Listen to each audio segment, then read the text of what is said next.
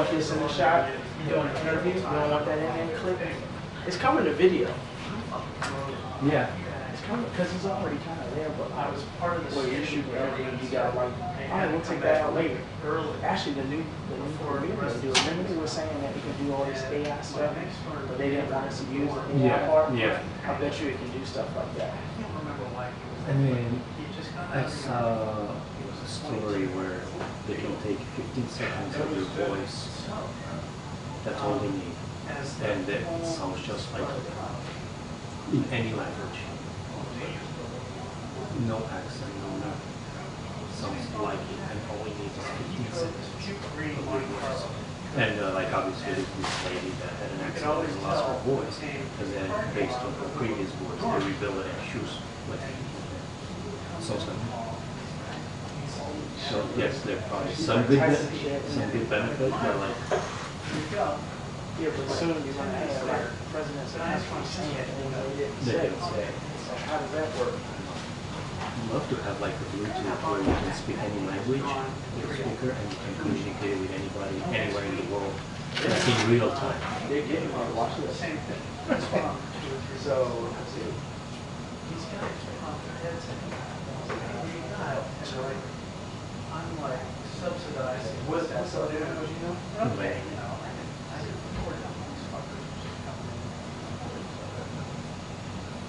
Fourth weekend, what do you want? Sure not.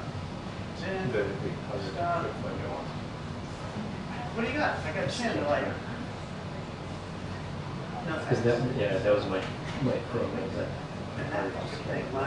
All week. No, but they're like, they're coming. I have to get some. Why don't you get something else? You want something else. Marcel, as he talks, they'll translate it. I did not say don't be in real time. So, you know, assume that this thing connects to my Bluetooth and it's just telling me that you talk. Yeah. I mean, that's crazy. Likes this honey. And this is part of operations. No special programs. Make martinis. I mean, there's definitely benefits, but there's also a lot of downsides. Italian. It's a ton because people will use it for both.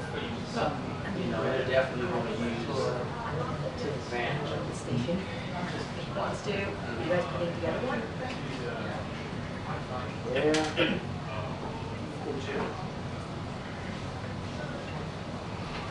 Because of quinine? Go sit down somewhere. No shit.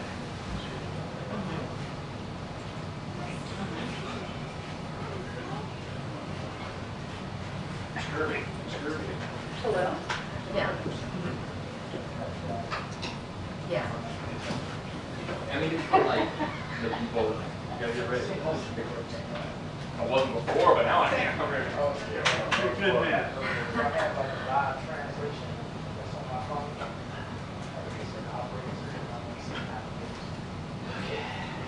I mean, thank you. I would love to just contain my leadership if you want, and I've been trying to for the last few months. So.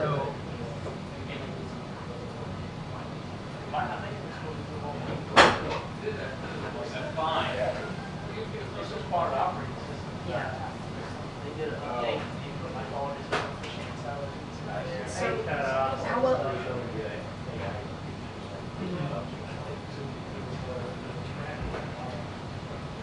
Yeah. Yeah. Six. They all made the ballot now. Peter was the last one. Yeah. And again. How to be a better man? How to build all the time to say how to be functional in real time. How to be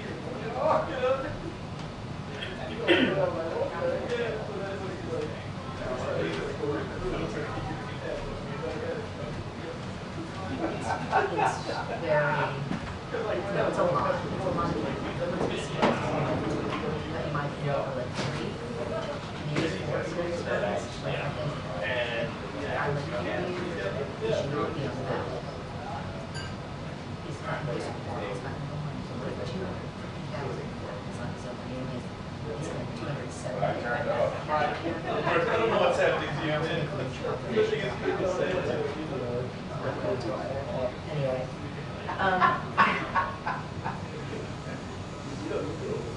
I don't, but he's like, it's keeping him in. Yeah.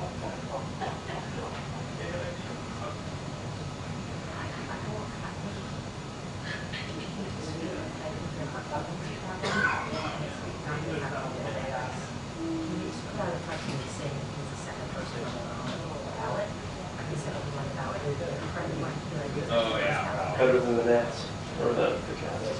Better than the Nets, yeah.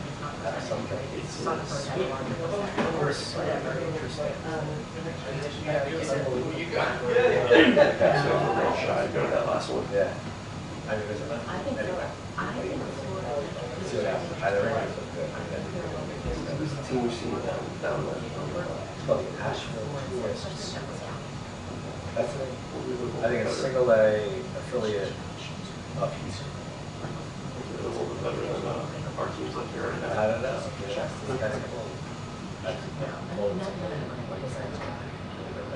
Is that about you up here too? This is two. I'm here with Priscilla. We were doing a quick interview with small business official or something. So fun stuff. What else? Safe travels. I should stand up Capitol Hill attended or something past that. This day, that's the point. So we fly out like 6 o'clock. I would say you do this. Then I'm gonna go from here to the airport, fly out at 6. And Is it gonna harm you or? we flying out, renting a car at the airport, and we love a car. But as long as you guys Hey, you live there? Really? You never played any? I played Greensboro, like that. Yeah. Boone, I don't know, actually. Yeah. I mean, I could be wrong, you're there. That was the sense I've I got a place in got. North Carolina. So I thought it was like, it was At least the, Yeah. or one of the single lakes in it too. Okay, I'll do that The too. tourists. So I was. That should be the Washington tourists. I don't even know what could be the mascot. What? Do you want me to talk to Kevin? Okay. Graphic. Of course, it's such a weird, you know. Take a picture of Like, someone outside the White House. someone with black stocks, black shoes. High ankles. Yeah, yeah. That's, Fanny pack. okay, there you go. That's All right. what. Okay, so title. Let's see.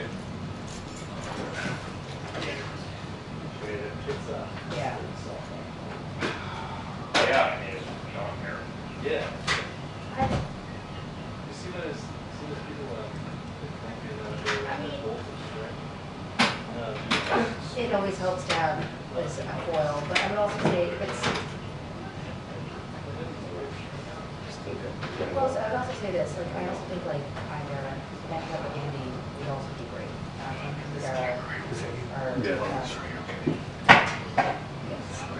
Yeah. And the stills are gonna come through. Yeah, Yeah. What's up, guys? I'm gonna shoot that. Oh, No, it doesn't matter. Yeah, you did. It depends on the which princess is it? May or May, I think it. Oh, yeah, that's the Memorial Day. Okay, okay. Let me do this, let me reach out to Kevin, Andrew, and Megan, to say before this idea of what we mean, what they think. And then see what they agree. All right. Okay, all right.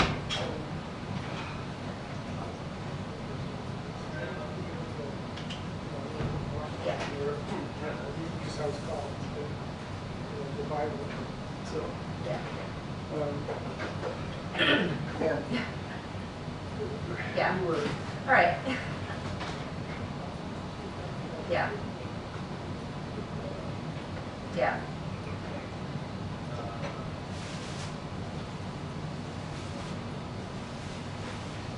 Yeah. Well, I mean, my dad's just, well, they could do more. He could do more. He's good at it. I would also say, like, the candidates know him, and they might not object to him. I don't know that they would object to me, but, like, you never know, so, but. it's much faster than. Anyway, all right, well, let me, I gotta go, but let me send a message to Kevin and, all right, and like, all right, awesome. Thanks for thinking of me. All right, bye.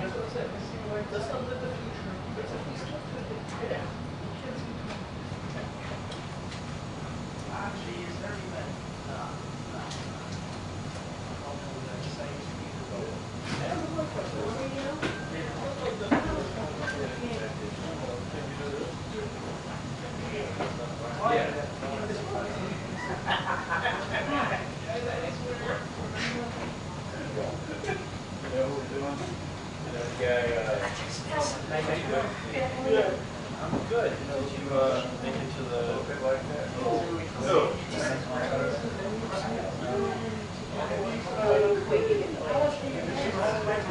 I went to Project Blue. Is that nearby? Oh, yeah? Sounds like a better way to get out of things. Yeah.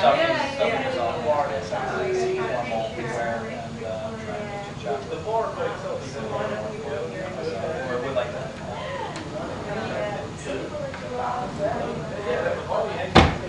Yeah, I feel that.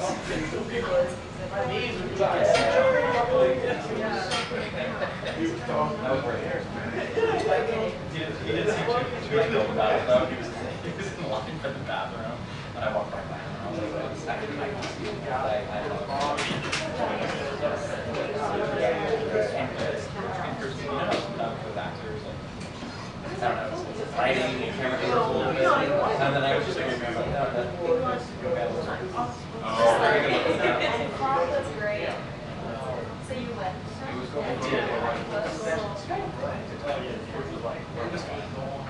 It was, I don't know if, yeah, I mean, like, I was in love. You went around? Yeah, no, it's not. But it was I have this like seafood allergy, and I was screwed. Maybe I'm over it. That was fine. But it was just like, I was like, I was just drinking more wine. I didn't know that. Yeah, I think, and then so I'm sure like afterwards, like,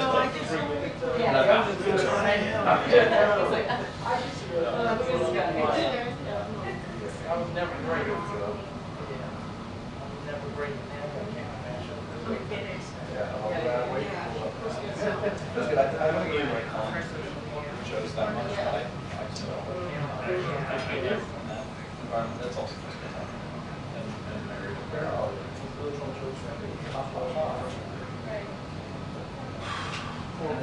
Most people in Paris actually have football structures.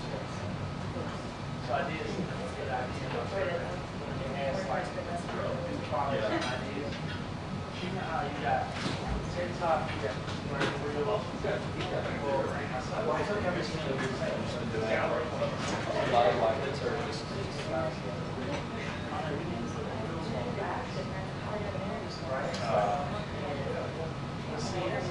so they can say the same thing.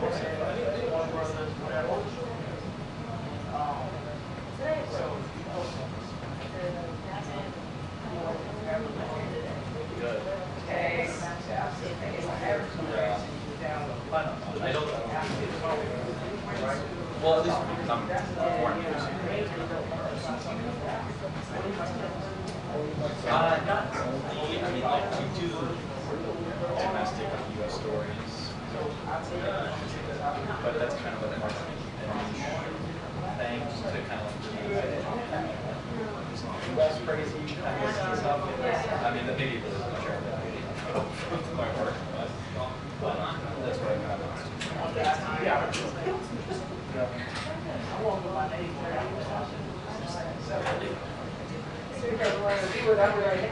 Yeah.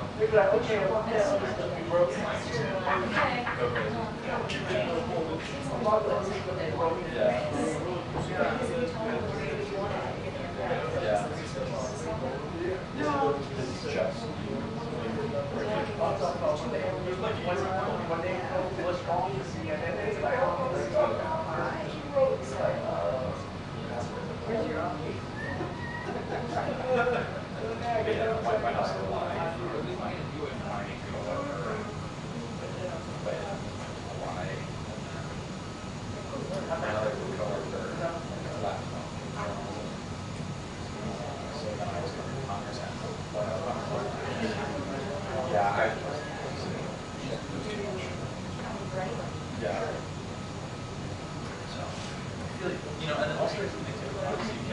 code, that's whatever.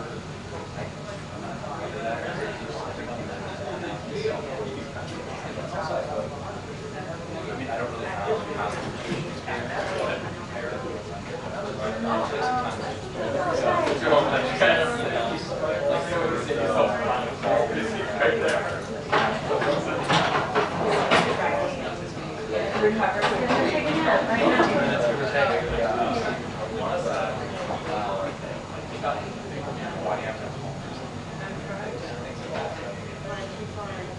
what it's a lot.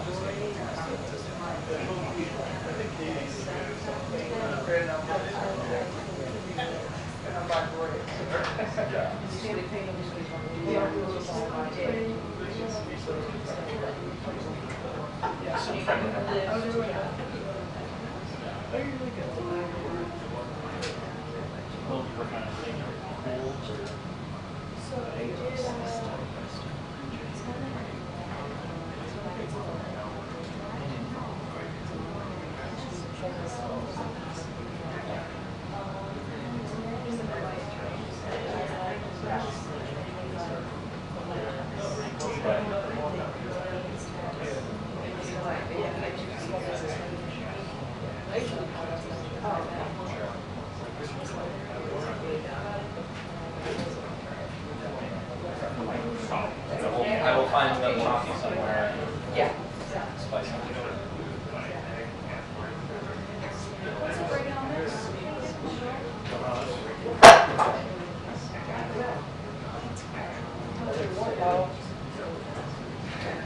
You know, I never put that regular meeting down.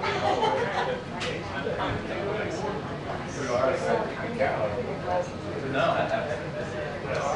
Enough to give me a break.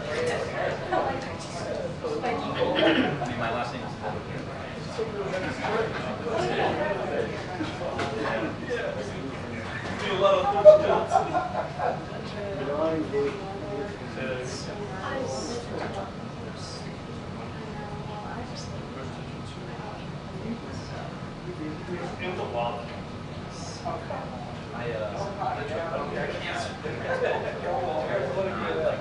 journalism mindset, kind of like a little bit of an airhead.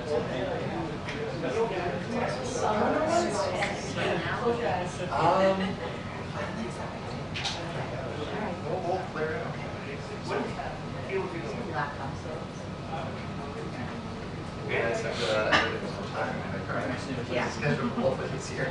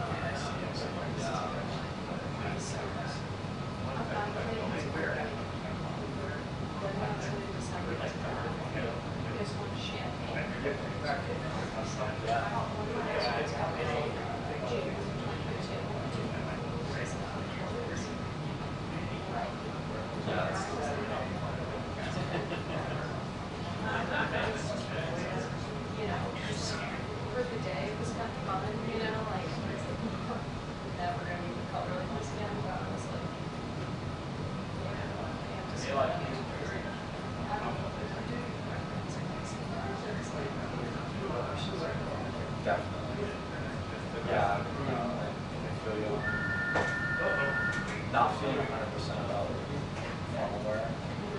Kind of sometimes. At least for me this year, in my opinion.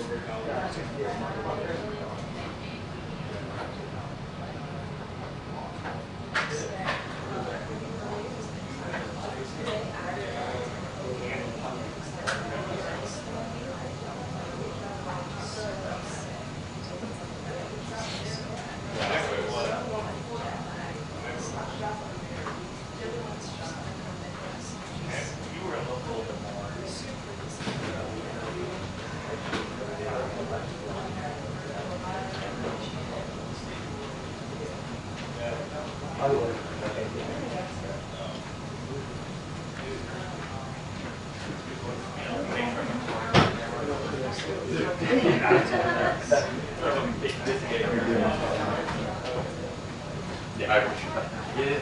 Did they already get back to you? No, no, no.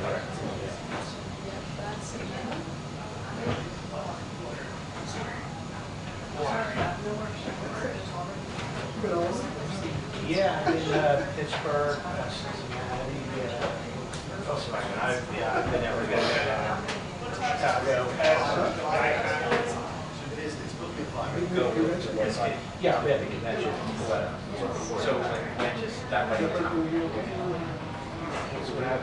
Chicago. I don't know, a lot of people are, not sure what people think, there's no insight out of it. So there's a pretty good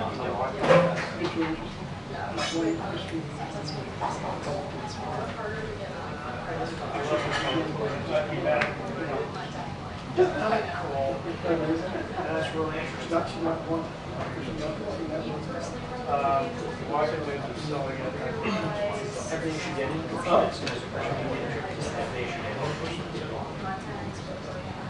Well, yeah. Yeah. So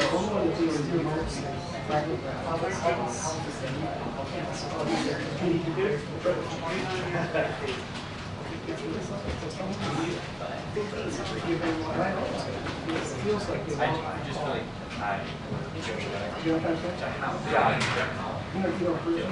yeah. I mean, now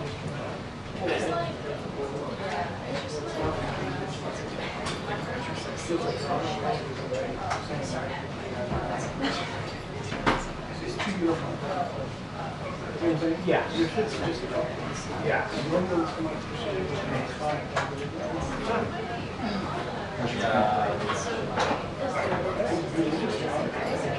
Does that work there? What happens to the silent?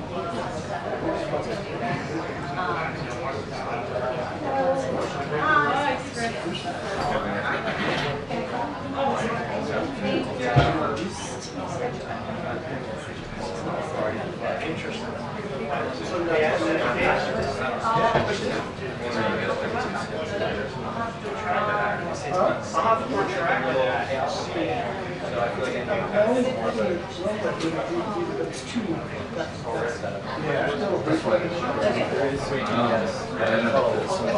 Yeah. We don't know when, though. Interesting.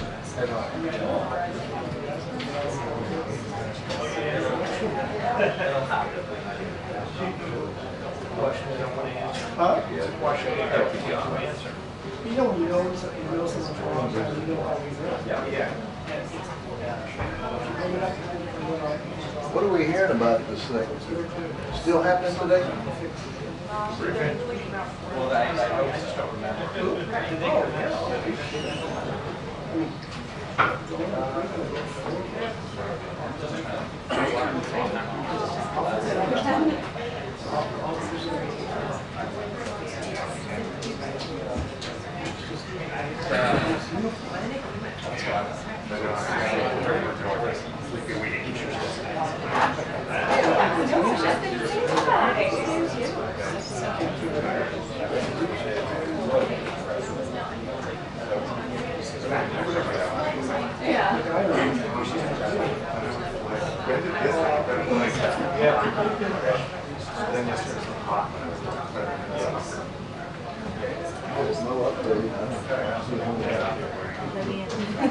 What's the password?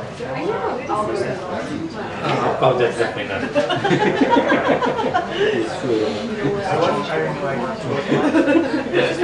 I need a VPN now.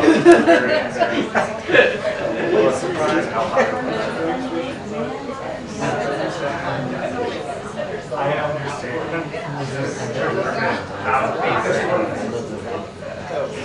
Maybe just mental.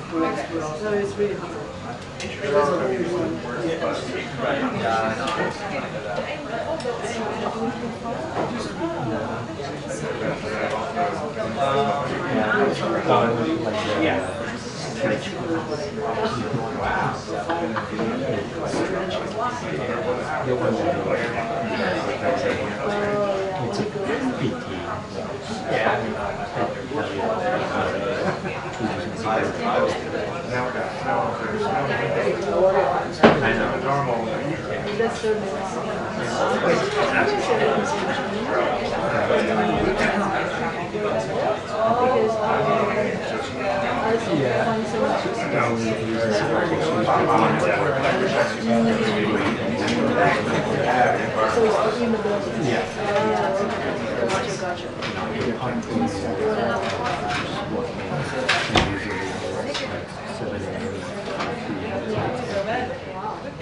I mean, he doesn't. And then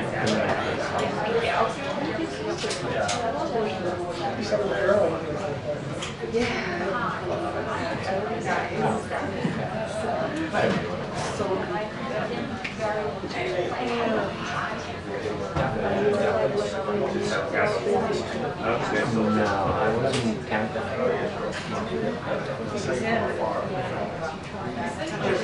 No, it was young. Yes. Because when I need to somebody's going to do less than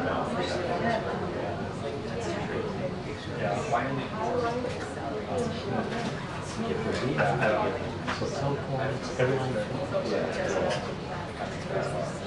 What is it going to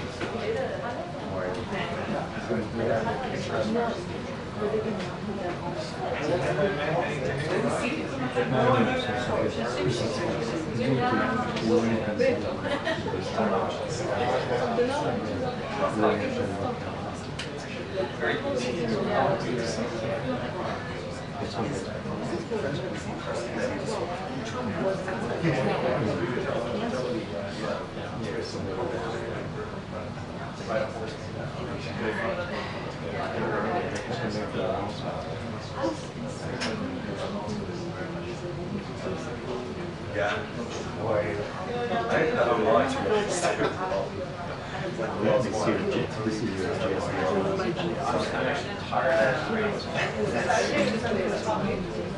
It was definitely something. It was very, very good.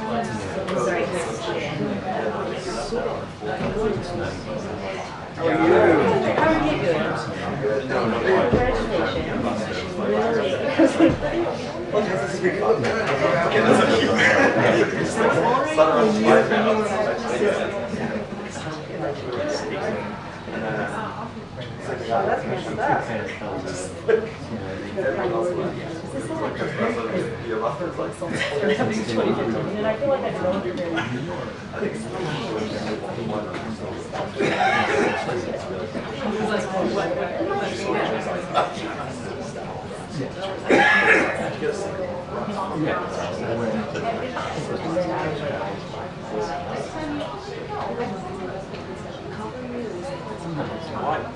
And it was all the season.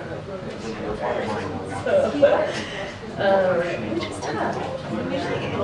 No, I don't know. I don't know.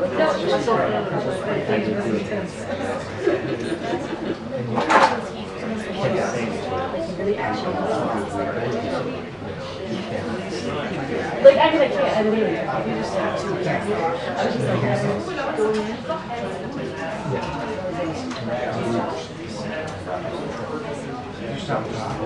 You try to use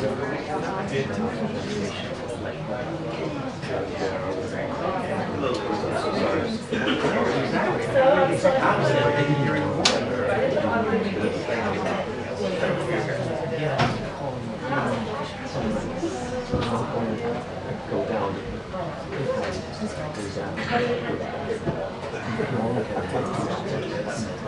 Absolutely.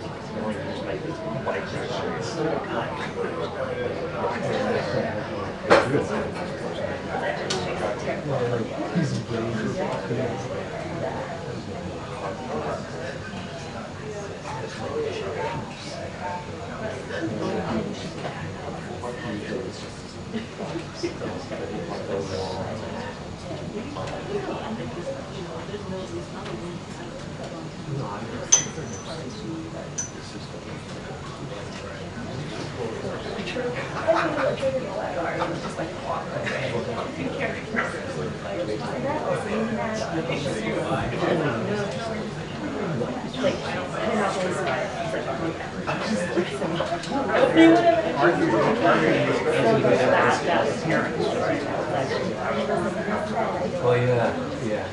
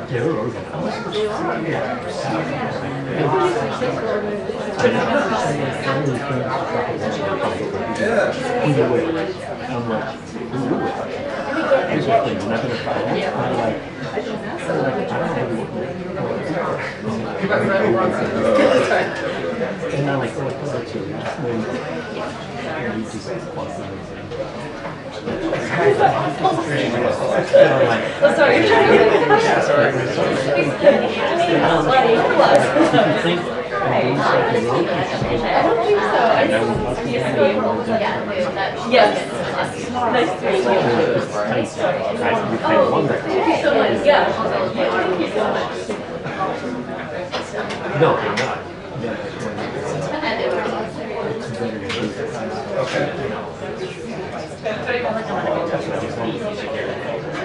So you guys also do like every 4 or 5 weeks?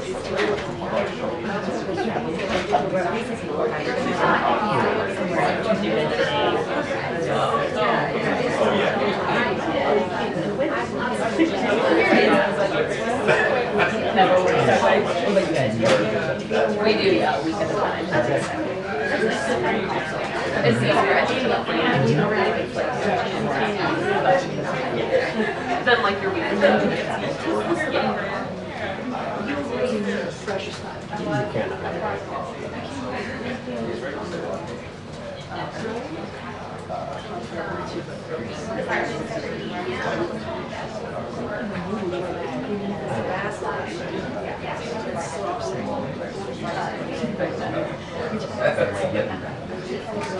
I mean, it's, you know, same thing.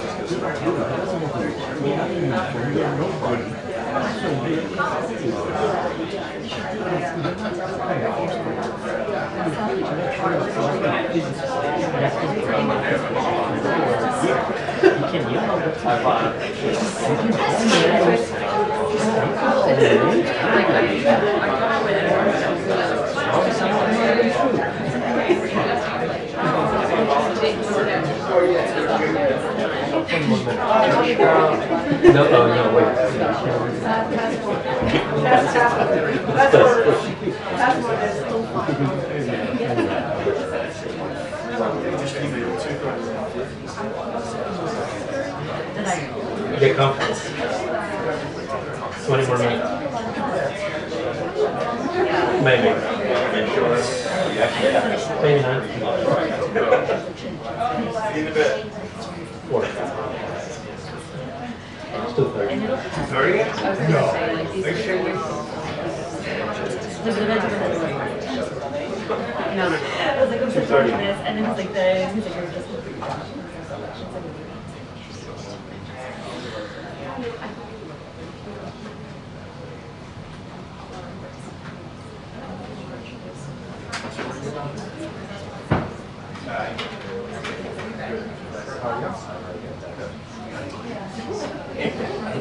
I'm not shocked though.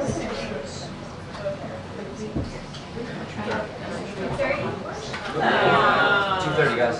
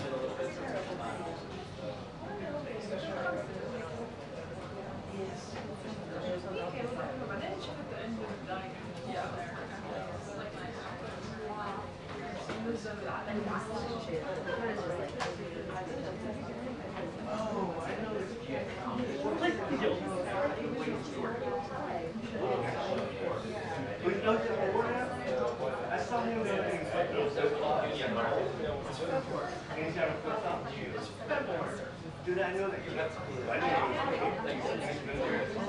I was just listening. Yeah, you got it.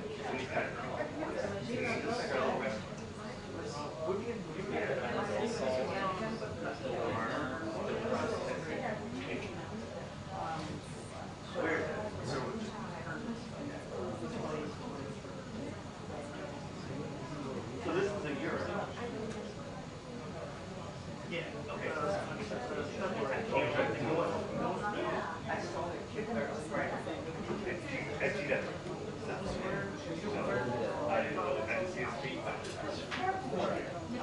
Maybe you just rolled out of bed. Well, I got home.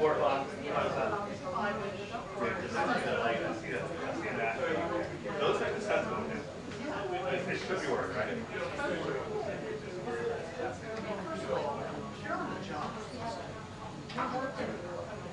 Unless you're at the beach.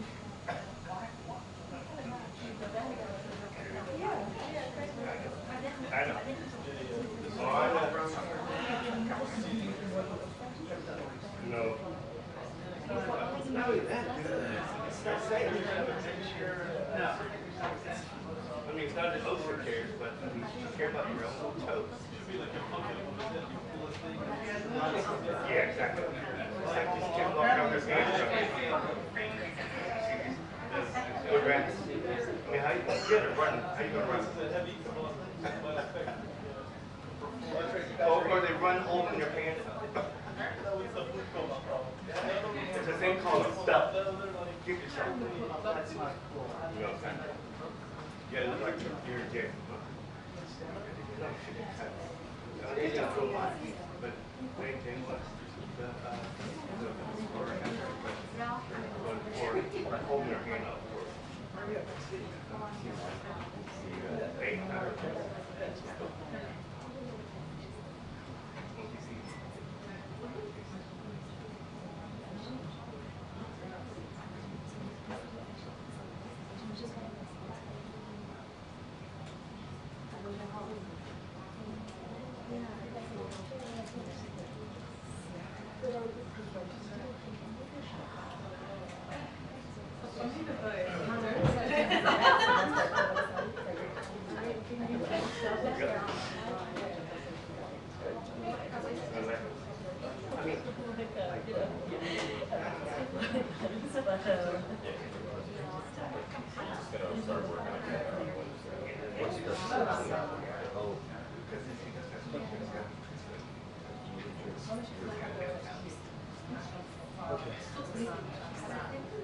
Oh, my God.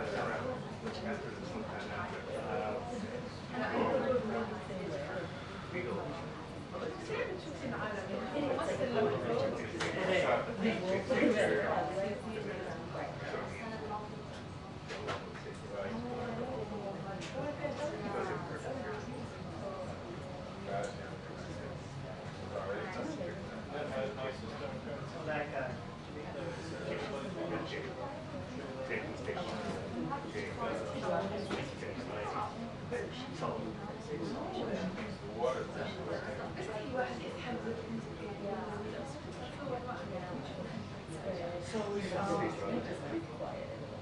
No one I'm told.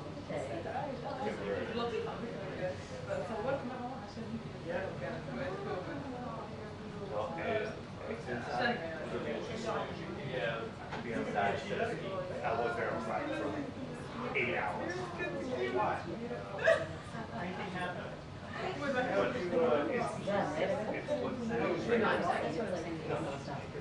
Well, no. Well, I chose not to because I just was pissed off to be there. But there's food that's available everywhere.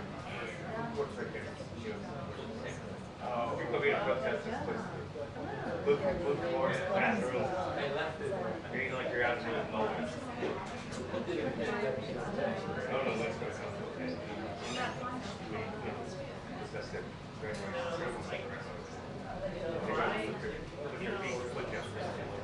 I just heard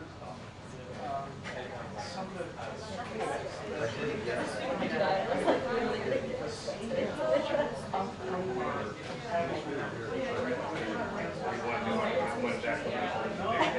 they were seniors.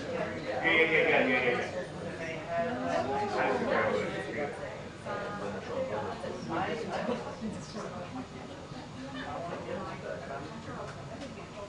well, you know.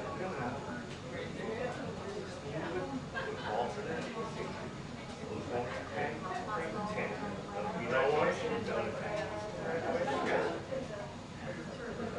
I mean, you could very well do that stuff. And if you don't have a ticket to get in, you're going to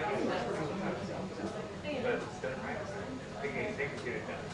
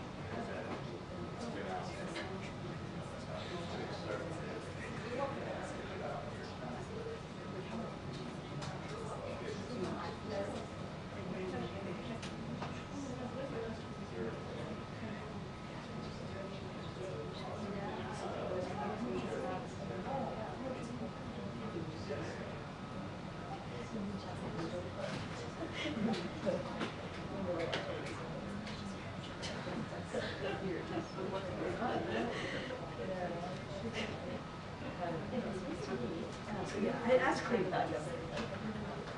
So I always end up with what teachers would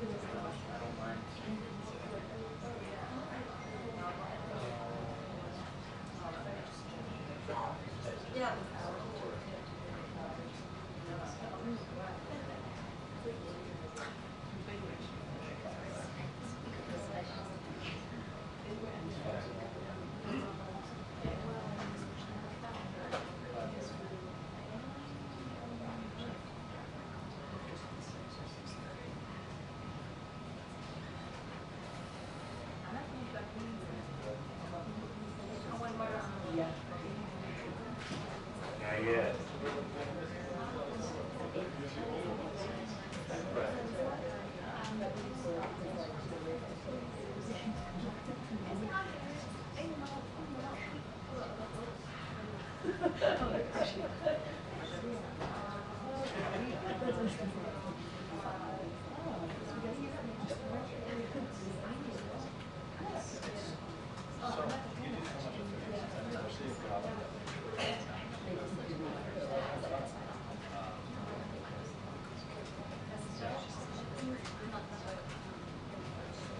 I won't make you get up again, I promise.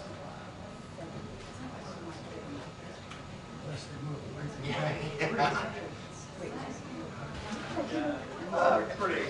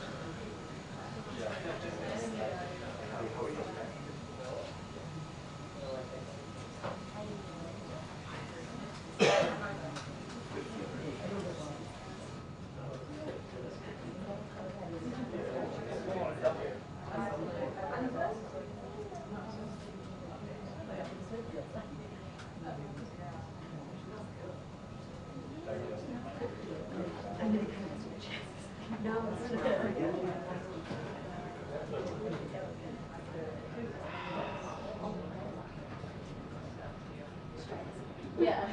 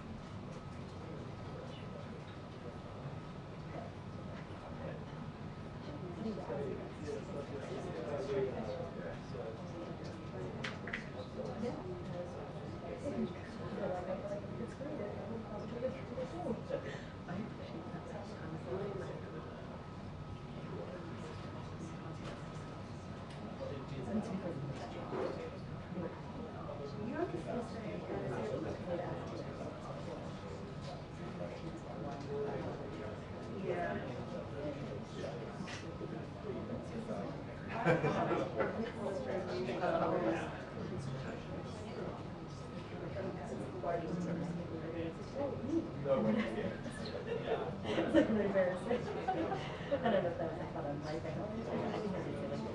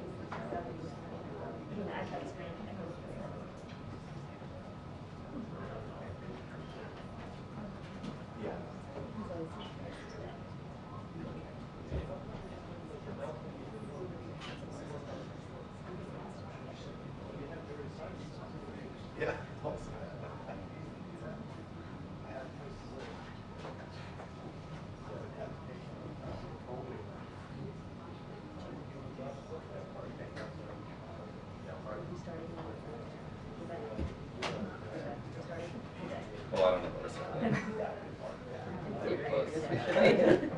no, he probably doesn't. This is just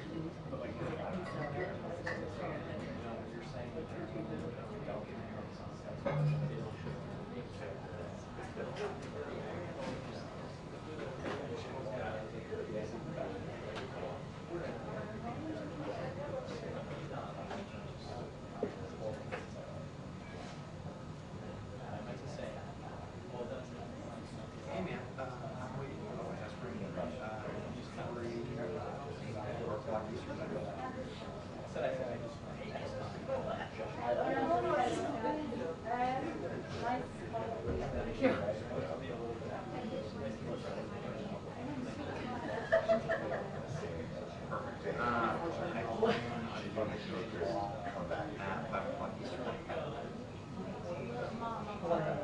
Awesome, appreciate you all. They're so close. But they are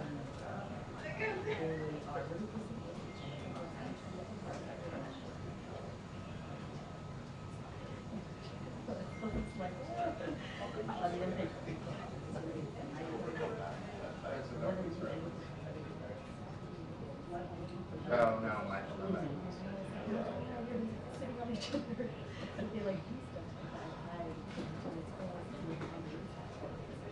She would do all this stuff. And that's what I did. Because I used to like do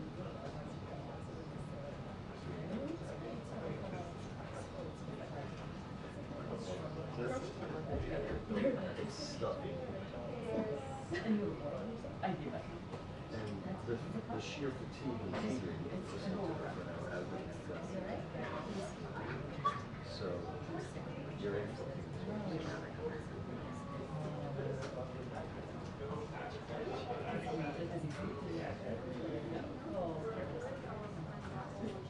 Has he always been here today?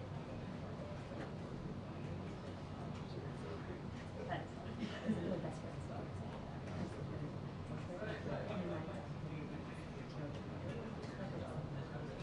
There's always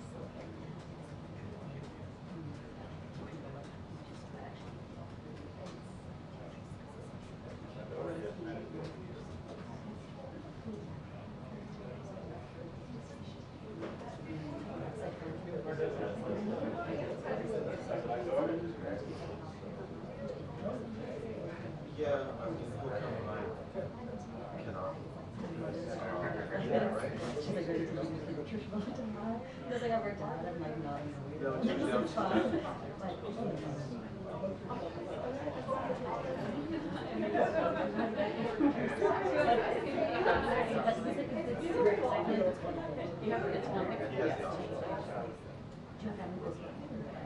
Yes. My parents were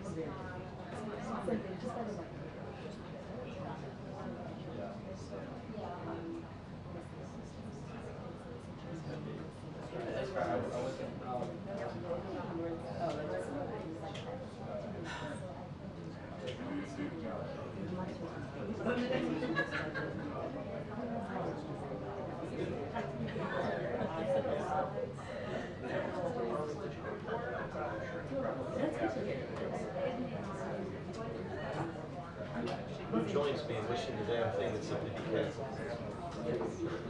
Who still actually wants to?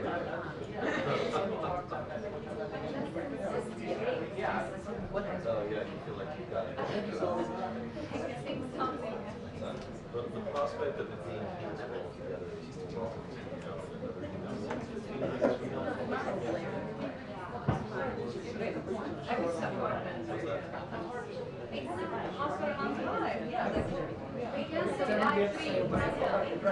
especially since no new language is prepared for things. It simply says we've been very clear on this.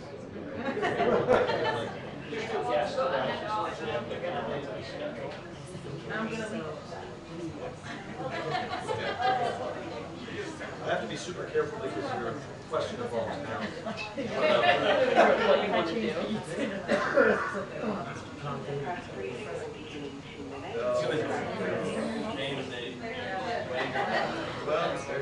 thank me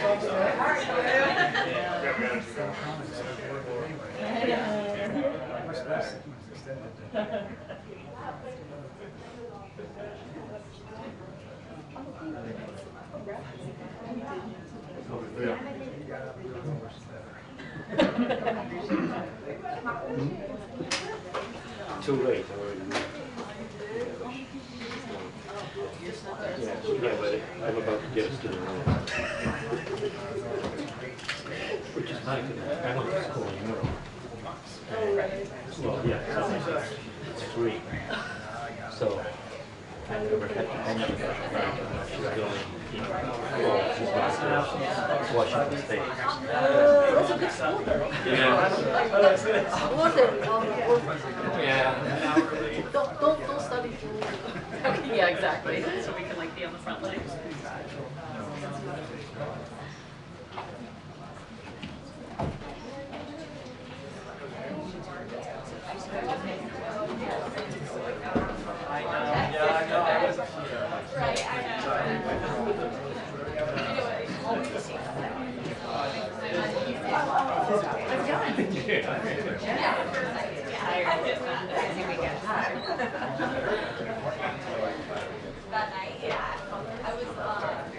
Your training. You lost your training. Need to work on my stamina.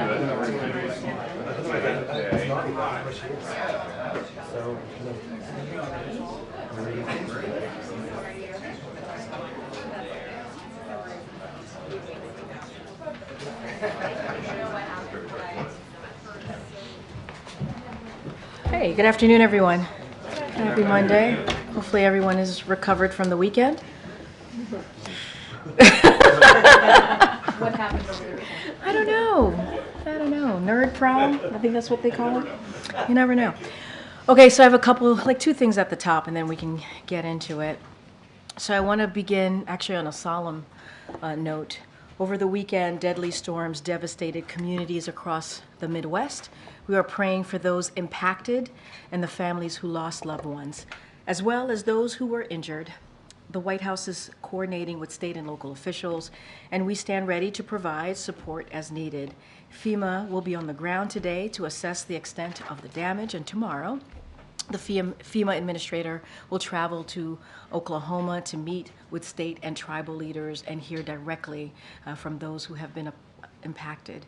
We are grateful for the first responders and rescue teams who have been working around the clock. Residents should remain vigilant and continue to heed the instructions of local officials. Turning to this week, today kicks off National Small Business Week. Under President Biden's leadership, we have empowered small businesses and small business owners nationwide, leading to a small business boom. We have seen historic growth in business applications over the last 3 years, and we're on pace to set more records in 2024. There have been more than 17 million new business applications filed during the Biden-Harris administration. Building on this progress, the Small Business Administration announced that our administration has awarded a record amount of federal contract dollars to small businesses. And we are releasing the 3rd annual Small Business Boom Report, which shows how SBA has nearly doubled small dollar loans to small businesses compared to 2020. To highlight this work, Vice President Harris is kicking off her National Economic Opportunity Tour in Atlanta, where she will meet with small business owners who are taking advantage of how resources to help launch and scale their businesses. The President and Vice President will continue fighting congressional Republicans' attacks on small businesses, including their attempts to cut SBA funding by 31%. And I lied, I have one more thing for you, and then we'll get going. Looking ahead to later this week, the President will travel to Wilmington, North Carolina on Thursday to discuss how his investigation in America is rebuilding our infrastructure and creating good paying jobs in Wilmington and across the country. We certainly will have additional information for all of you in the days ahead, and please stay tuned. With that, hey Darlene. Hi. Thank you. Hello. 2 foreign questions and then 1 quick domestic one. Does the White House see any forward progress with the latest hostage deal that Secretary Blinken described as extraordinarily generous on the part of Israel? So a couple of things. As you know, we put out a readout yesterday that the call that the president had with Prime Minister Bibi Netanyahu, and the significant focus of that call was obviously on securing the release of all hostages and paving the way to a prolonged ceasefire that would provide relief to the people of Gaza. In recent days, there has been new progress in talks, and currently the onus is indeed on Hamas. There is a deal on the table and they need to take it. We believe that all efforts need to be brought to bear to convince Hamas to accept the proposal immediately. And so to that end, just a little information for all of you, this afternoon, the President will speak with the Emir of Qatar and President of Egypt. Secretary Blinken, as just you noted in your question, is in the region right now to carry out the same message that I just laid out to you. This has been a sustained effort, and the United States is not alone in this effort. You saw our joint statement, the joint statement last week with the 17 other world leaders demanding that Hamas release our citizens without delay. And so we're going to continue to have those conversations. It is a priority. It is a priority to get those hostages home. It is a priority to get to a ceasefire, and is obviously a priority to get that all-important humanitarian aid into Gaza. Would the U.S. or the White House see any potential arrests by the ICC as an aggravating factor in the negotiations? So we've been really clear about the ICC investigation. We do not support it. We don't believe that they have the jurisdiction, and I'm just going to leave it there for now. On U.S. and Mexico, the joint statement from President Biden and López Obrador today talked about agreeing to implement immediately concrete measures to significantly reduce irregular border crossings. Have those concrete measures already been agreed to, and can you give any detail on what they are? Yep, as you just mentioned, the president and the president of Mexico, our president and the president of Mexico spoke yesterday. There was a joint statement that we put out.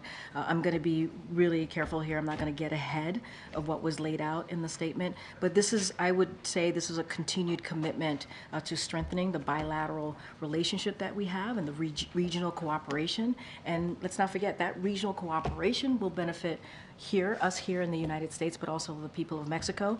So I'm not going to go beyond the readout, that joint statement that came out. Following up on that, Darlene mentioned Secretary Blinken did describe this new proposal as extraordinarily generous.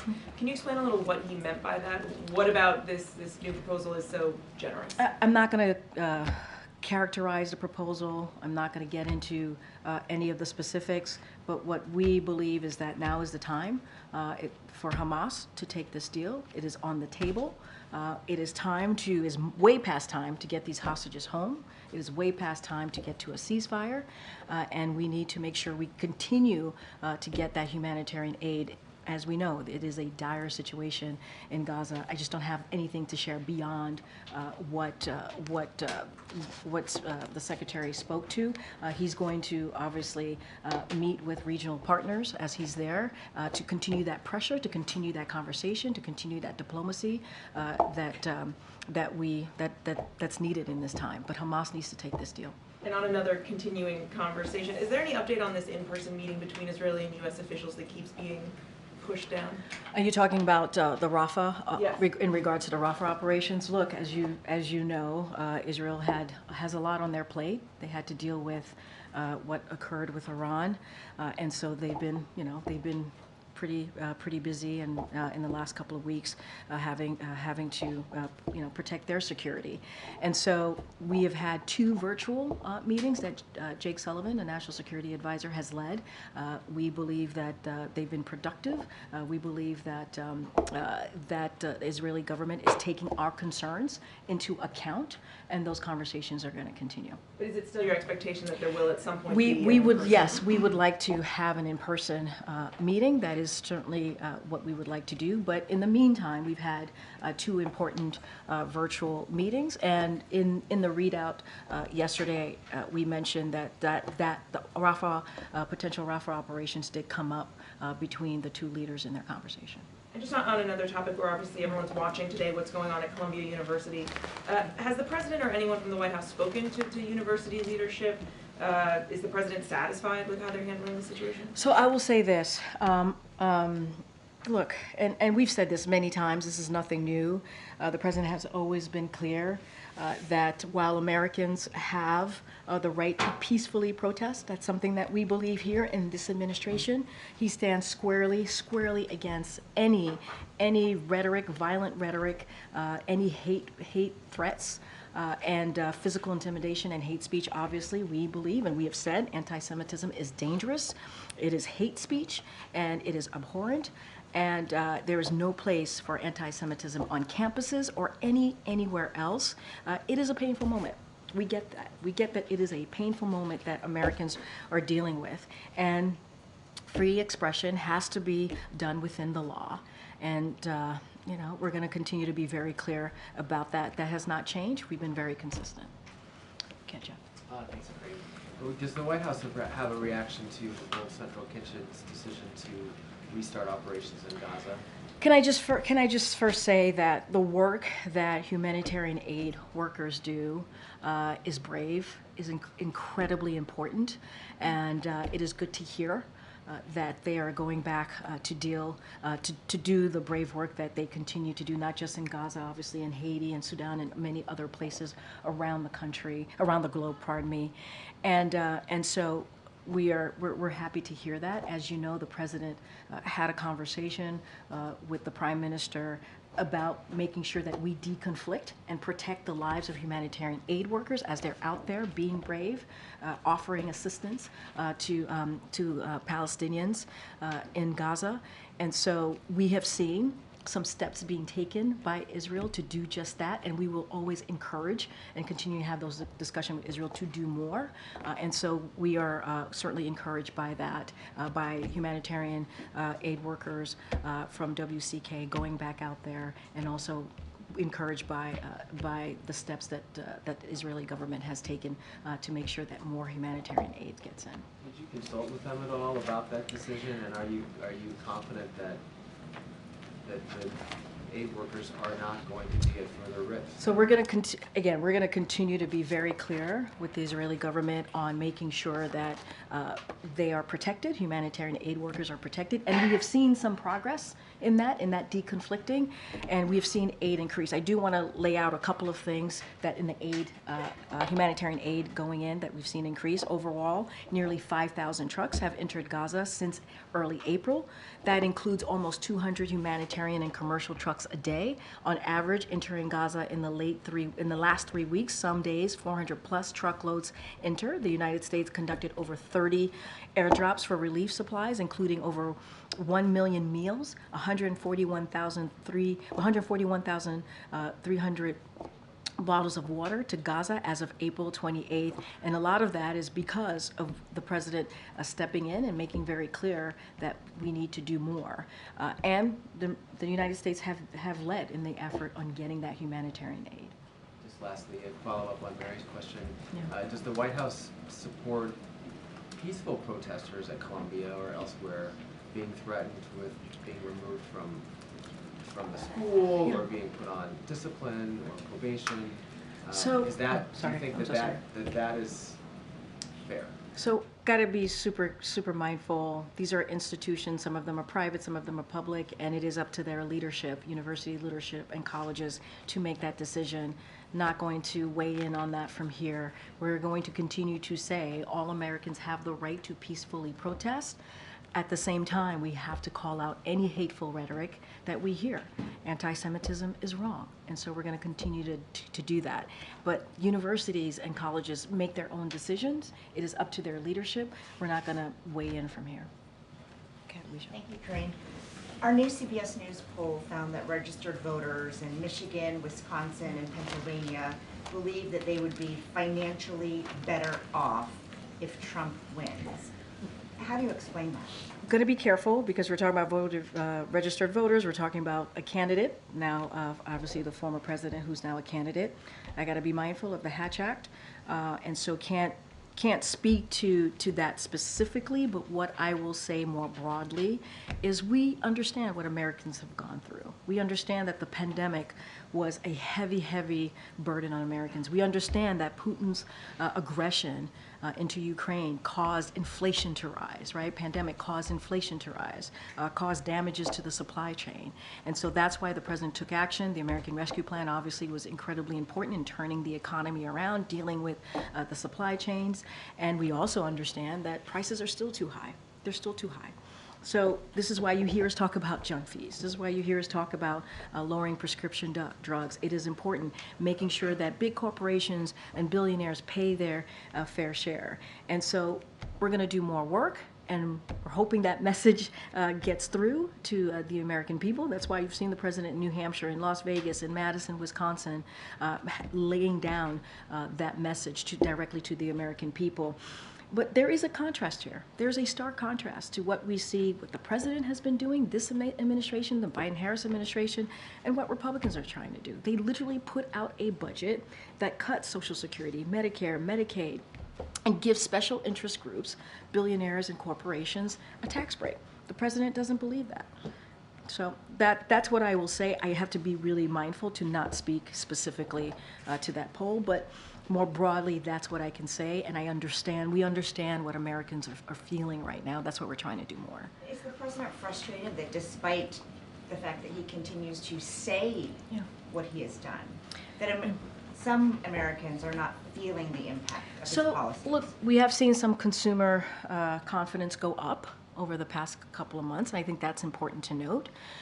And so that is out there, that data is out there. Look, we're talking about a president who understands what it feels like to sit around your kitchen table and have to make difficult decisions. We get that. He gets that. This is why he's trying to build an economy from the bottom up, middle out. He's been very, very clear about this. This is a sympathetic president, so he gets it. So he's not going to be frustrated by that. What he's going to do is continue to do the additional work to lower cost and do everything that we can there, and to go out there and speak directly to the American people. I think that's the most effective way to do that. Just one quick follow-up on Jeff and Mary, and correct me if you are Jeff and Mary. Jeff and Mary. I'm sorry. Your colleagues. It felt like Jeff and Mary. Oh gosh. All right. So I do know who you guys are. Right? I'm sorry if I missed this, but is the answer no? The administration has not been in touch with anyone at Columbia. I don't have any readout. I should have answered that in I believe that was Jeff's question. I don't have any calls to read out to you of conversations with any university leaders at this time. Obviously, the president's going to go speak at Morehouse, and so we've been in touch with them because he's going to deliver a commencement speech. He's looking forward to doing that. It is such an important moment in time for graduates, and he's going to go obviously to West Point. Those are the two that he's doing. Go ahead. Thanks. Thanks, Karine. I wanted to go back to last week. The administration announced that it was again delaying. Last week. I know. All the way back a few all days the way ago. back.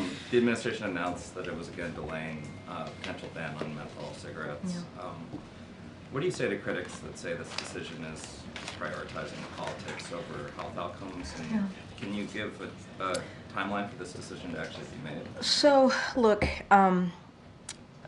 Secretary Becerra obviously put out a statement on this, I believe on Friday.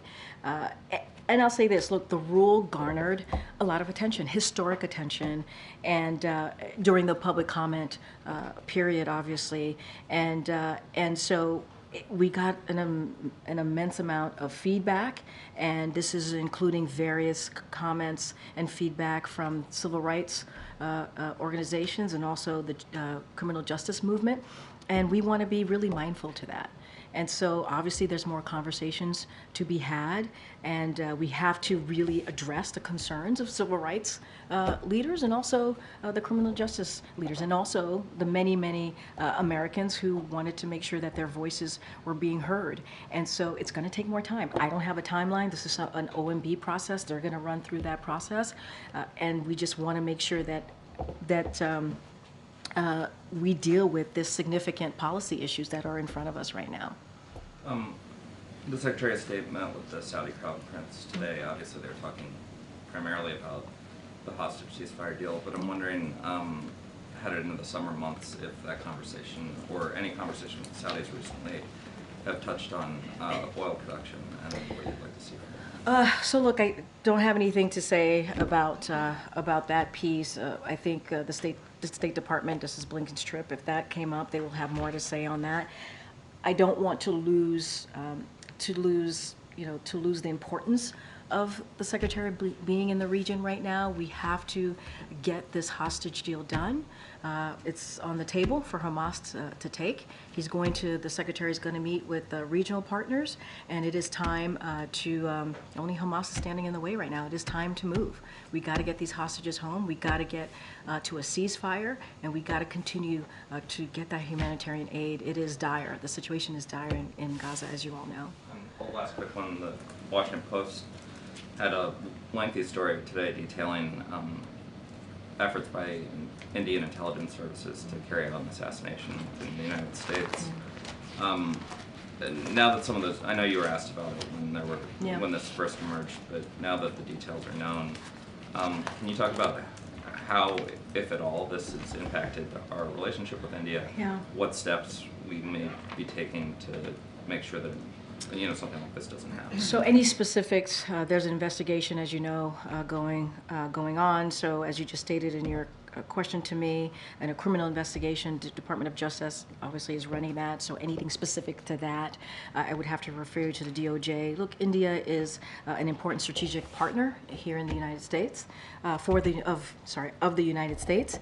So we are pursuing an ambitious agenda to expand our cooperation in several areas. As you know, we've been really consistent about that and have laid that out multiple times, whether it's a meeting here with the Prime Minister or a meeting abroad. This is a serious matter, and we're taking that very, very seriously. The government of India has been very clear with us that they are taking this seriously and will investigate, and we expect that accountability from the government based on that. And so, but we're going to continue to raise our concerns. That's not going to stop. We're going to continue to raise our concerns directly with the Indian government. Okay, Gabe. Karine, with regards to the ICC's potential warrants, I know you said that it's the White House's position that the ICC does not have jurisdiction, but did the issue come up yesterday during the President's call with Prime Minister Netanyahu? I don't have anything to read out beyond the readout. I don't have anything to lay out there. Obviously, and I said this moments ago, what was significantly discussed, the primary focus of that call was obviously that hostage deal, getting to a ceasefire, getting humanitarian aid into Gaza. That was incredibly important, and obviously our continued support for Israel's security. That continues to be ironclad. Obviously, that we've shown that, but we need to get to that hostage deal. We need to get the hostages home. We need to get to a ceasefire, and that was the primary conversation. And obviously, the Rafah operations was discussed as well. Is the U.S. directly involved in any diplomatic effort to prevent those warrants from being issued? I don't have anything beyond that. Look, we just don't. We don't believe it's in the ICC jurisdiction in this situation. We do not support the investigation, and I think that kind of answers that question when we say we do not support this and we do not believe it's in their jurisdiction, ICC's jurisdiction. Excuse me. No, sorry. I'm sorry. No. Just have a little bit to say. It was okay. Okay, go ahead. Switching gears to another topic and following up on what you said earlier about the protests in Colombia. Earlier you talked about how you didn't want to comment on what school administrators might do, but the protesters themselves have now defied a 2 p.m. deadline. Should they leave? The protesters themselves have? Yes, there was a deadline for them to leave by 2 p.m. and they have not done so. What does the White House think? You mean that Colombia has said there is a 2 p.m. deadline for them? Okay. I'm just not going to comment on leadership at colleges and universities, their decisions. That's for them to decide. We've been very clear. Americans have the right to peacefully protest, and we're going to continue to call out any type of hateful rhetoric, any type of potential hateful violence here. It has no place in America. Anti-Semitism, we're going to call out. It is abhorrent, and that is hate speech. We're just going to be consistent. When it comes to those types of decisions on campuses, that is something for college, universities, leadership to decide on. And finally, one more, Karine, as a dog lover himself. Oh gosh. What does the President and the White House think about Kristi Noem's upcoming book? Yeah, I saw that. It's very sad. It's very sad. It's a sad story. That's all I have for you. It's sad. Go ahead. Thanks, Karine. More broadly, is the White House concerned about safety issues at university graduations this year? I'll say this, and I kind of said this at the top.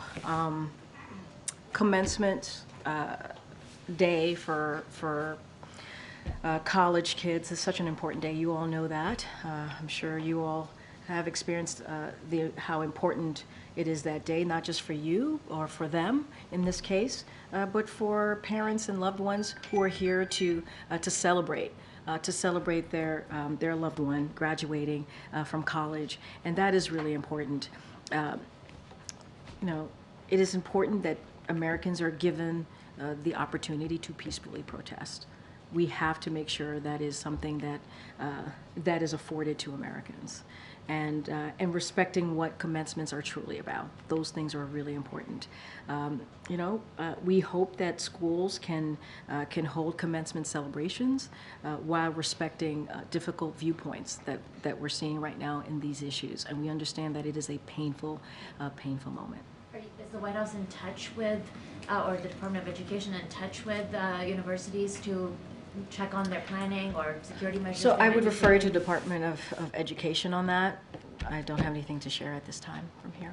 Go ahead, Osma. Thanks. Karine, what is the administration's response specifically to the use of police force in some of these college campus protests? We saw this at Indiana University, Ohio State, and UT Austin. Yeah, so again, I'm going to be really repetitive here. Americans have the right to peacefully protest within the law. That is really important here. Anti-Semitism is dangerous. I know, we've seen the videos that have pretty much gone viral out there, and I can't speak to that. We may have more to say about those videos once we look into them. We'd have to look into them. Just don't have anything to share beyond that. But it is important. It is important for Americans to have the right to peacefully protest. We understand this is within the law, and we understand this is a difficult time, and we're going to call out any type of hateful rhetoric. And so does the administration think the police force, the police presence we've seen so far is acceptable? Look, as far as police presence, that's up to the colleges and the universities. That's for them to decide. And we have to be able to allow Americans to peacefully protest within the law. That is important, and that's what the president wants to see. I can't comment on every case. I can't comment on everything that we're seeing out there. What I can speak to is more broadly and what we want to see and what we've called out. If I can shift gears real quick, I know there was discussion, the president himself also referenced the idea of an immigration-related executive order. Is there any update on that front? Look, and I've said this many times before, we believe the bipartisan proposal that came out of the Senate that Republicans rejected because of the former president saying that it hurts him politically helps the president and not himself, not Donald Trump. That's what we saw. That proposal will do the significant work needed at the border, the significant work to move forward on a broken immigration system. That's what we want to see. In the meantime, we always said that we don't believe moving with an executive action is the way to go. We want to see that proposal, but we're always going to look at all options. I don't have a decision to be made. I don't have anything to announce, but we're going to continue to call on Republicans, call on Congress to move that that bipartisan Senate proposal forward. Okay. Thanks, Karine. A couple of questions for you on Saudi Arabia and also on Ukraine as well. Yeah. Secretary Blinken has obviously been in Riyadh discussing the Israel-Hamas war. He's also been discussing the Abraham Accords and normalization of ties between Saudi Arabia and Israel. How confident is the U.S. that those talks can be revived? Look, we're going to continue to have those diplomatic conversations. It's important to do so. We got to be confident. We're going to be confident that that it gets to a place where we have a solution here, and so I can't go beyond that. The secretary, as you said, is in Saudi Arabia. He's going to have look. The important part about what we're trying to do this week and what you're seeing Secretary Blinken, what you've heard from the readout and heard me talk about, you read yourself the readout from the president with his call to Prime Minister Netanyahu, is to get to this hostage deal. We got to get to this hostage deal so we can get to a ceasefire, get that all important, continue to get that humanitarian aid into Gaza. We know the situation in Gaza is dire, and they also had a conversation about the Rafah operations. And so that is really the focus here. That is the significant focus. It is important to get to that deal. The US also said that it's preparing to offer a security package to Saudi. What would that entail? I don't have anything to share on that. Okay, on Ukraine, Ukraine's lost more ground in the last couple of days as it awaits US aid to get there. Is there any updates on the state of that shipment? So the aid into Ukraine is ongoing. They have been receiving that security assistance. I'm going to be really mindful here because there are operational security that I want to be careful. And what we hope is it gets to the front lines so that Ukraine could continue to defend itself. And like you said, they have lost ground, and so we're hoping to get that security aid to the brave people in Ukraine. And so, look, it's ongoing. That aid is getting into Ukraine. I want to be really, really mindful on speaking to operational security from here, from the podium. I would refer to the Department of Defense for anything further. Okay, go ahead, Karen. Thanks, Karine. First on, as you mentioned, the Vice President kicked off her economic opportunity tour today in Atlanta, which is a majority black city. Next week she'll be in Detroit, another majority black city. It seems like the administration is trying to reach black Americans in particular as relates to the economy. Data suggests that black Americans feel economically burdened and are not aware of some of the work that the administration has done. According to an Economist YouGov poll, only 22% of black Americans feel they are they feel like they're not economically better off than they were a year ago. Does the White House believe that this tour, or hope that this tour will help change perceptions amongst black Americans as it relates to the economy? So a couple of things. I think Weijia asked me this question, but a more broader sense of how people are feeling about the economy. And we think it's very important, the Biden-Harris administration, to go out there and to talk directly to the American people. We believe that if they hear from us, they will know exactly what we've been doing and how we've been delivering. But we also understand that people are still feeling that prices are too high. They feel that the economy is not working for them. And so we're going to lay out what we've done this past three and a half years almost in this administration. And as it relates to the black community, when the president walked in, unemployment was above 9%. Now it's at a record low in the black community. Now it's at a record low around 5%. That's because of the work that this president has done. Black wealth jumped up by 60%. That's important. That's because of the work that this president has done. But we understand, especially as it relates to the black community, housing is important. We understand that prices, again, are too low. And so we're going to do the work in the black community, yes, but also for all communities. And so having that conversation, and we believe this tour that the vice president is going to do is important. But we're going to speak to all communities, black communities and every other community out there who have felt what the pandemic has done and what the high inflation that came after Russia's war into Ukraine. And so we're going to continue to do the work, whether it's talking about junk fees, lowering prescription drug costs, which we've been able to do, continuing to do that, healthcare costs more broadly. This is incredibly important to this president. Just one more question. Sure. The Carnegie Endowment for International Peace has a study that came out a few days ago. Amongst a study of black Americans, 45% feel a connection to Palestinians, which aligns with reporting and data that suggests that black Americans see a similarity between their historical subjugation and what Palestinians are experiencing.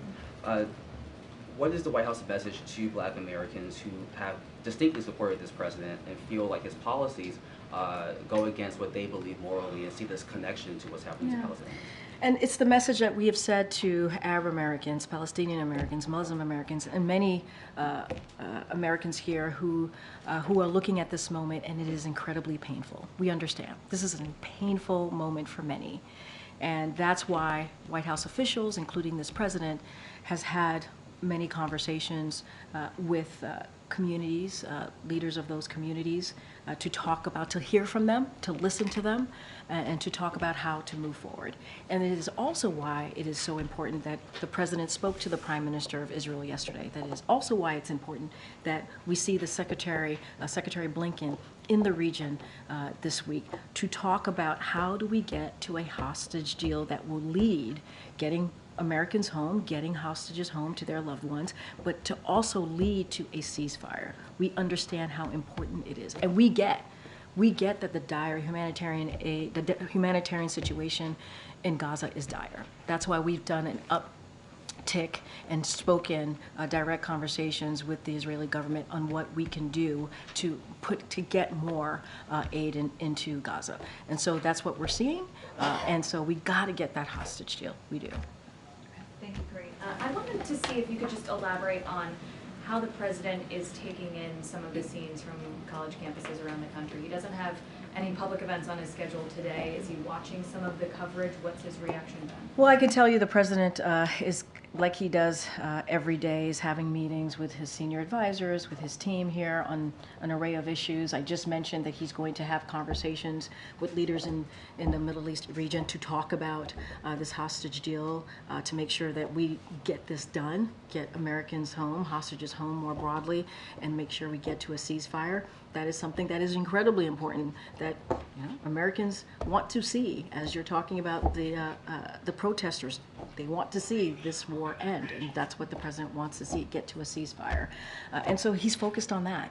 That's his focus. I can't speak to him catching any of what's happening on TV, but I can speak to the importance of the meetings that he's having and these 2 head of state calls that he's going to have this afternoon. Last week, House Speaker Mike Johnson visited Colombia and said that after that visit, he was going to be calling President Biden to discuss potential response, even the potential for a role for the National Guard. Did that conversation happen? And has the president? I mean, look, I would refer you to the speaker. I don't have a call to speak to as it relates to the National Guard. I've been asked this question. Did that call happen? I don't have a call to speak to. What I can say is that as it relates to the National Guard, that is something that is under the jurisdiction of governors. And I know if it wasn't last week, I believe it was last week actually, Governor Hochul spoke to that as it relates specifically to what's happening in New York. And so I would refer you to her office.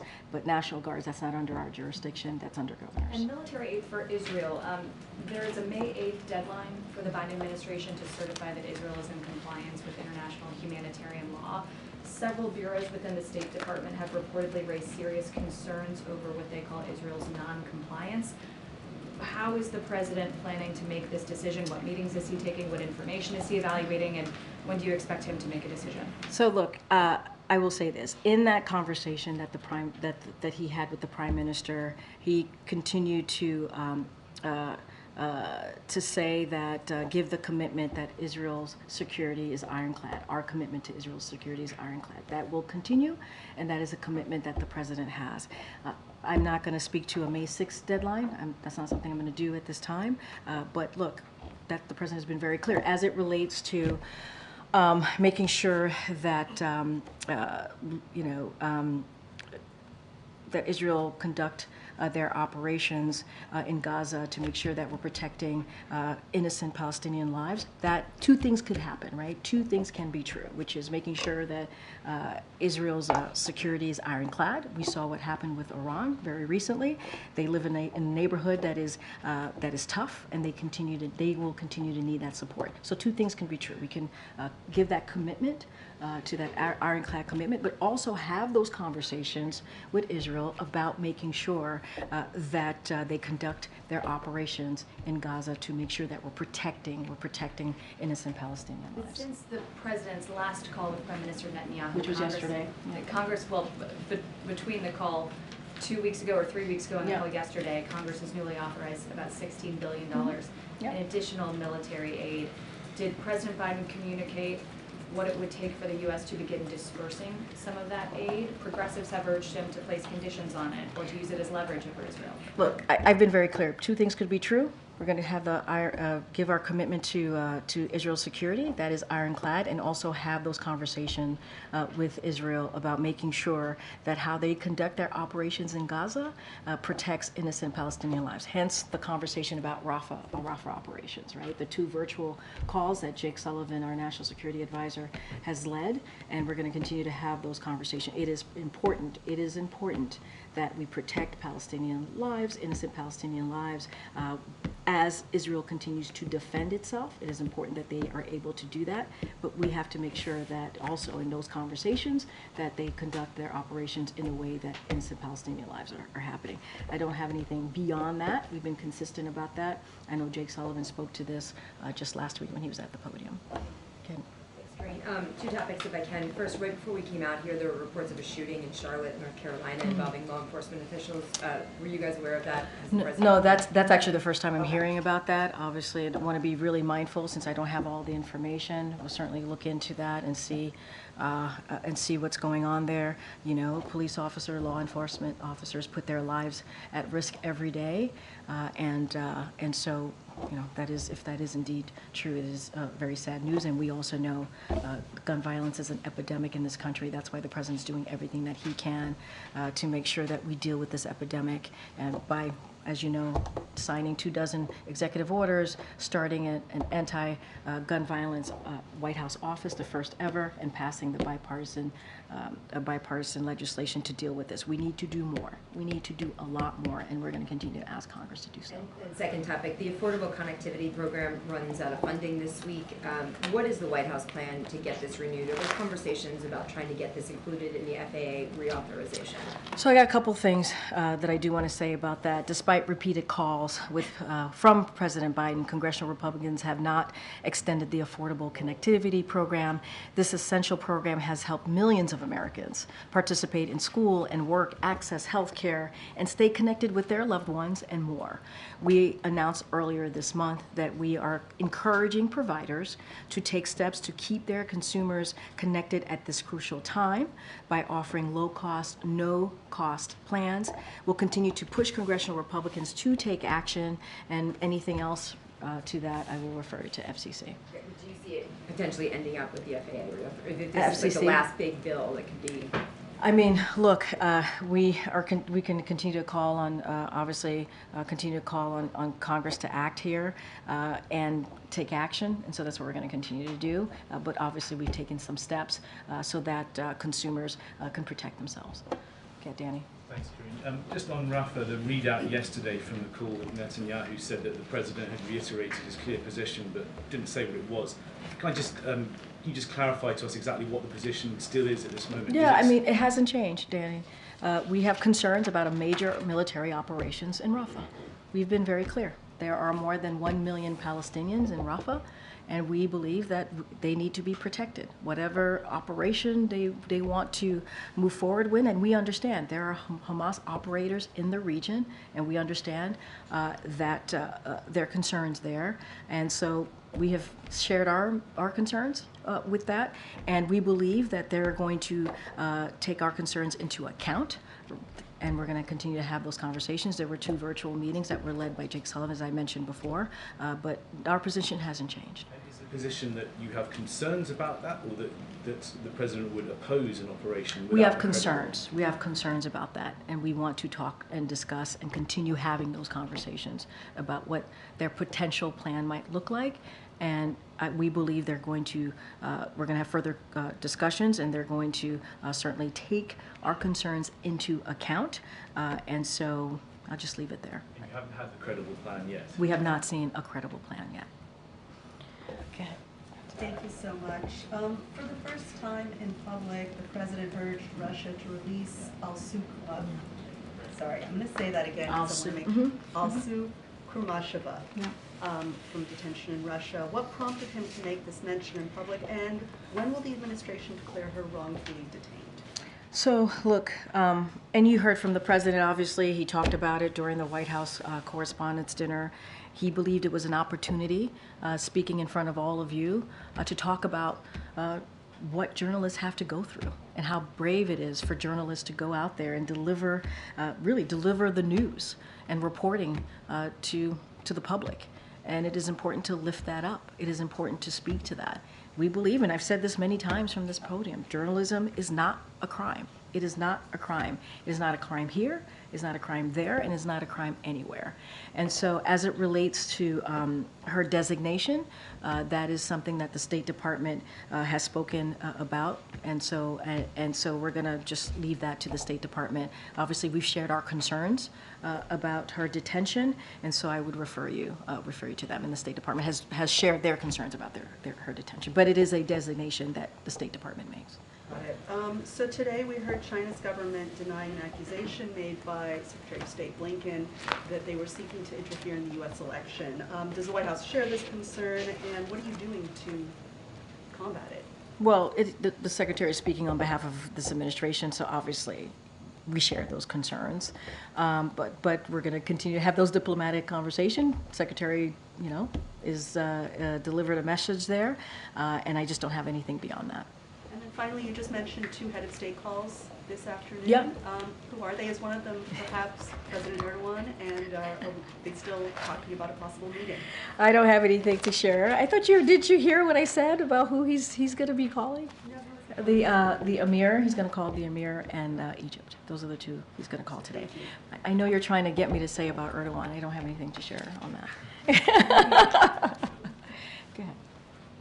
Karine, good afternoon. By all accounts, the FAFSA rollout was a mess. The free application for federal student aid, college or high school seniors depend on that for financial aid for college. Decision day is May 1st. Who does the president blame for the mess? Say that one more time. I'm sorry. Who does the president blame for the FAFSA mess, the free application for federal student aid out of the Department So look, of Education? we take that very seriously. Obviously, our goal has been to make it easier for very, Americans who need that relief as they're thinking about furthering their education and getting that college education. And so we want to make sure that it's easier for them to be able to get through that process to get that much needed aid. As it relates to FAFSA, we have said, yes, the process has not gone smoothly, and we're doing everything that we can to make it go smoother. I know the Department of Education has put processes in place to make sure that happens, and that's what we want to see. We do not want to make it more difficult for Americans to get that much needed aid. We want to make it easier. That's one of the reasons the President has talked about, student debt relief, giving Americans a little bit of breathing room. Now, obviously, this is on the other side of that. We want to make sure that Americans do have an easier process in getting that done. Does the president still have confidence in the leadership at the Education Department after all this? The President has confidence in his Education Department. Is he aware that FAFSA applications are down some 30%, We understand, impacting minority and low-income students? We understand the impact. That's why we're doing everything that we can. The Department of Education is doing everything we can to rectify that issue, and we have. Okay, John. Thanks, Karine. As a result of those ongoing campus protests in the past few days, the main commencement at USC, the University of Southern California, has been canceled. Just today, final exams have been moved at GW Law School. What's your reaction to the repercussions of these protests and how they've impacted students on these 2 campuses, but also likely all across the country at both private and public universities? So when it comes to decisions about commencements, decisions that universities and colleges are making, that's really up to them to make. That is a decision that they have to decide what's right for their student body, what's right for their community, and that is on them. So I want to be very clear about that. As it relates to commencement, and I've said this before, look, it is a special day. It is a very special day for students. The President's looking forward to speaking to Morehouse University. He's going to be at West Point later this month. That's something that's important to him, and he knows what families and students are feeling at this time, to wanting to celebrate that moment, especially as they're thinking about their last 4 years and moving forward. And so he's looking forward to celebrating with them. We continue to believe, and I've said this multiple times already today, is that peacefully protest. Americans should have the right to do so, to peacefully protest, whether it's at a commencement or at their school or anywhere in this country. It has to be done where we do not have hateful rhetoric, violent rhetoric. We gotta condemn those. That should not be allowed in this country anywhere. And so we're going to be consistent on that. We have been about condemning hateful rhetoric, hateful violence. Hate has no place, should have no place in America. But those are decisions that are made by colleges and universities, their leadership. Okay, Phil. Thank you. 2 topics quickly. When the President expanded the definition of Title IX to include gender identity, a handful of states, including Florida, announced that they were directing their public school systems to ignore that policy directive. First, what's the White House's response to their objections? And then second, should we expect the administration to challenge state policies or laws that distinguish between biological males and females in high school sports? Look, there's a lot of litigations happening, so I need to be really careful. So I'll just say that every student deserves a right to feel safe in school. That's what it should be all about, strengthening and restoring vital protections that the previous administration got rid of. When you think about the Title IX updates that you've seen from this administration. And so, look, don't have much more to share outside of that. Department of Education has more information on that specific, what the new announcements that we've made, but every student deserves the right to feel safe. And I'm just gonna leave it there. And a second topic, last week a Secret Service agent who was assigned to Vice President Harris's detail was removed from her duties after reportedly attacking the commanding agent in charge. Was the President made aware of that incident, and are there any steps that are being taken to ensure that the vetting is absolutely perfect so that someone in that important of a detail so I have to be really mindful and careful. That's something for Secret Service to speak to. I can't go beyond that. And I know that they put out a statement, and I believe, yes, the President is aware. Great, thank you. Great. Yeah, all right, okay. Go ahead, Monica. Karine, there are two pieces of legislation that have been introduced that would take steps to counter anti-Semitism on college campuses and more broadly. Has the White House made a determination about which one it would support, or would both? Yeah, I'm aware of those two pieces of legislation. Obviously, the President condemns anti-Semitism. I don't want to get ahead of our Office of Leg Affairs here, so need to discuss about those two particular pieces of legislation. Obviously, we've been very clear. We condemn anti-Semitism. We're going to continue to do that. It has no place. It is hate speech, and so we're going to continue to do that. I want to be really mindful about getting ahead of that. Would the White House support having anti-Semitism monitors on college campuses? I need to be super mindful. As you know, we put out a strategic plan here on dealing with anti-Semitism because we understand that it has risen here in this country, and we have to do everything we can to fight hate. And so we put together a comprehensive plan.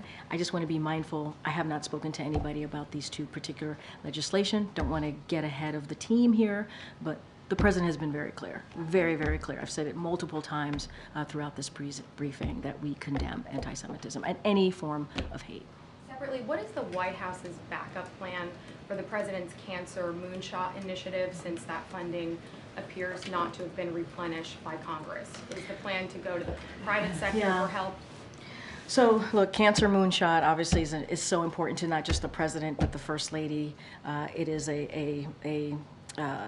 it is an issue that is incredibly personal to them, and we want to make sure that we get to a place that cancer no longer is an issue in this country.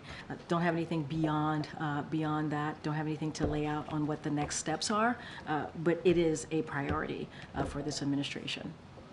All right, thanks everybody. Oh, Michael, go ahead. Thanks, Karine. Back I know I was on, going to call you. the I forgot. ICC, just wondering how concerned is the ICC? Yeah. I'm just wondering how concerned is the administration that any potential charges against Israeli officials could maybe jeopardize the ceasefire talks? Look, I'm not going to go beyond with what I've said. We don't believe the ICC has the jurisdiction. We don't support this investigation, and I'm just going to have to leave it there for now. Thanks, Michael. All right, bye, everybody. Thank you.